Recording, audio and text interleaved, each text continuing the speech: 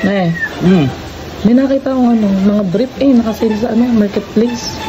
Marketplace, ano yun? Magaganda pa, magaganda. Ano yung brief? Abo? Ano yung brief?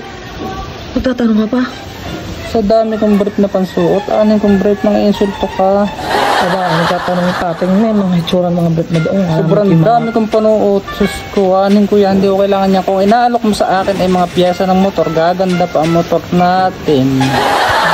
Huwag may aalokin pa kung mga itsura mga brief may ang model din.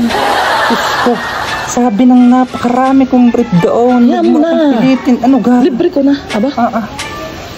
Libre ko na. Aanhin ko ang brief. Aanhin ko ang brief. Napakadami kong panuot. Ay, nakakainit ka ng ulo. Ano ba yan? Sobrang dami kong panuot. Hindi ko na maintindihan kung alin ang isusuot.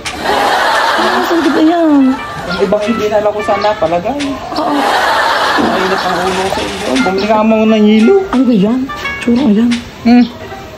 Biling hilo. May pera. Magkano kayo hilo?